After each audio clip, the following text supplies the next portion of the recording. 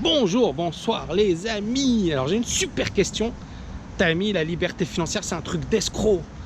La liberté financière, ça n'existe pas. C'est un truc de mytho. Elle est géniale cette question. Elle est géniale. Pourquoi? Parce que j'étais tout à fait comme ça. Et bien évidemment, il y a de la vérité dans tout ça. Ouais, il y a les escrocs.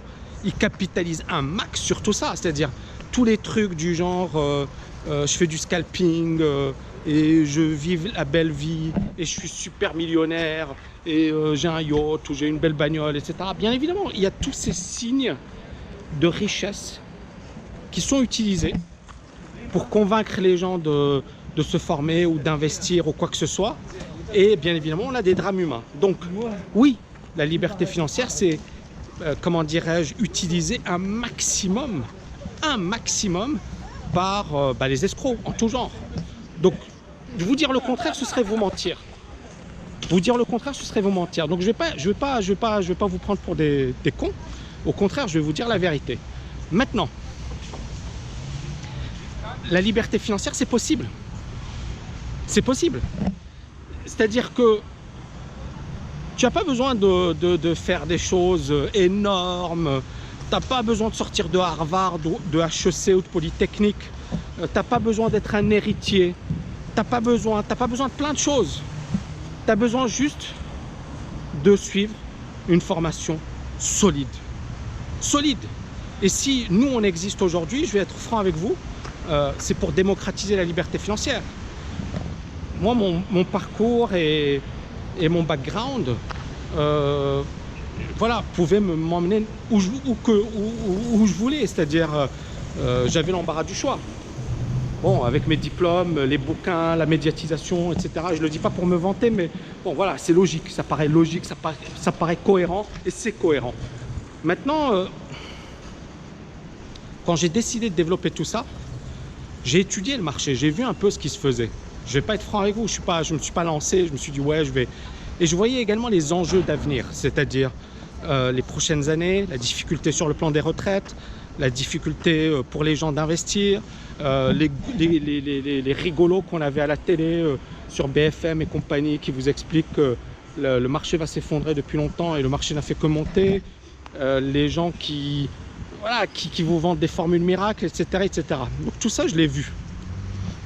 Et je savais qu'il y avait un gros besoin. Et moi, j'ai travaillé auparavant pour des grosses institutions, j'ai conseillé des traders, etc.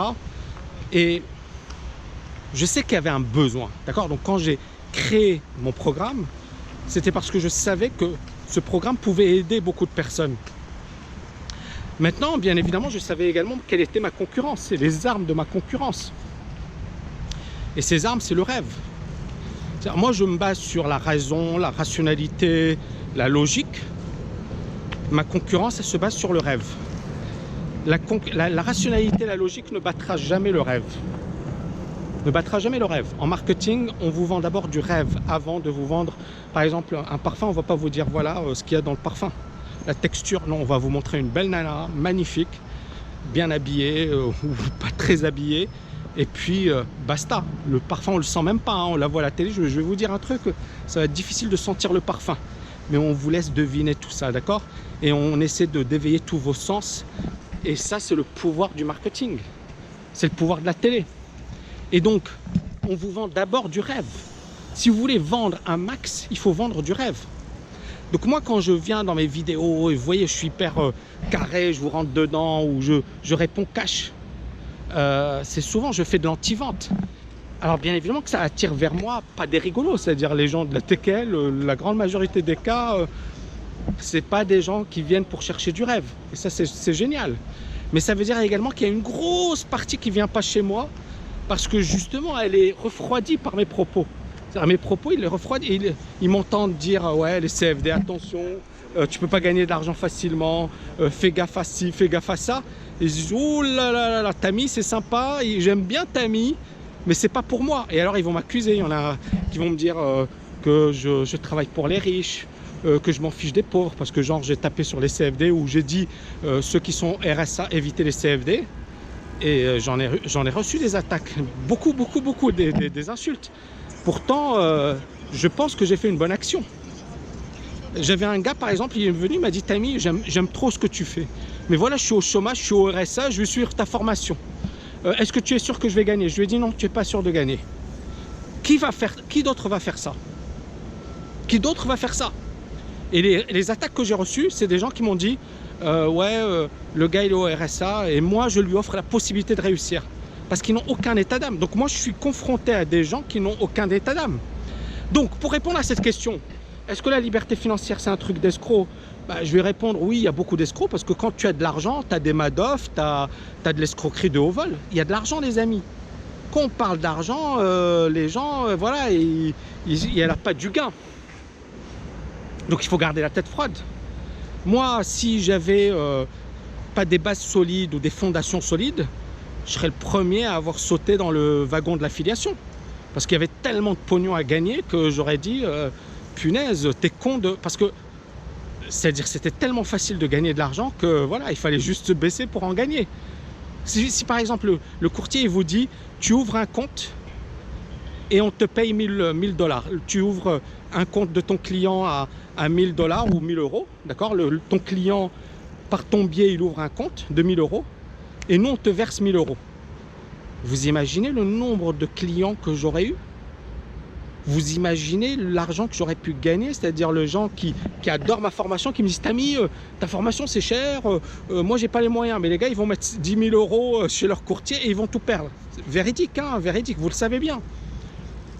Et donc j'aurais pu engranger un fric de monstre.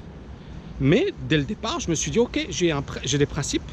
Moi, je veux jouer dans le sens de mes étudiants, pas contre eux. Pas contre eux. Et j'ai même certains de mes étudiants qui sont retournés contre moi, parce qu'encore une fois, c'est du business, les amis. C'est du business. Il n'y a pas ici, quand il y a de l'argent, les amis, il n'y en a pas, hein, il n'y a pas de copains dans le business. Hein. Vous connaissez cette phrase de Michael Douglas dans le film de Wall Street. Il a dit à Martin Sheen, il lui a dit, if you want a friend, buy a dog. Si tu veux un ami, achète un chien. C'est le business. Wall Street, les loups de Wall Street. Les gars, ils n'ont aucun état d'âme. S'ils peuvent vous tuer, ils vous tuent. Parce qu'ils veulent gagner de l'argent. Et donc, ce sont ces gens-là qui je suis confronté et je suis en minorité. Vous le savez. Si vous suivez un peu, vous voyez un peu l'environnement, je suis en minorité. Mais ce que j'ai envie de vous dire, c'est que tout le monde n'est pas salopard dans ce milieu. Il y a des gens bien. Que la liberté financière, c'est tout à fait possible. C'est-à-dire, c'est pas que moi qui le dis. Hein, notamment aux États-Unis, il y en a pas mal qui ont travaillé, Kiyosaki, etc. Et il faut juste le faire sérieusement. Il faut pas le prendre comme un truc genre à la légère. Donc ouais, je suis une formation légère et je vais devenir libre financièrement. Il faut considérer ça comme un truc qui va conditionner les 10, 20, 30 prochaines années de votre vie. Donc si pour vous, les 10, 20, 30 prochaines années de votre vie, vous voulez les vivre à rêver ou misérablement, croyez aux escrocs. Si vous vous dites, les 10, 20, 30 prochaines années de ma vie, je veux faire des choses costauds, moi c'est ce que j'ai fait. J'ai créé un programme de malade. Et pourquoi j'ai créé un programme de malade? Parce que c'est votre avenir.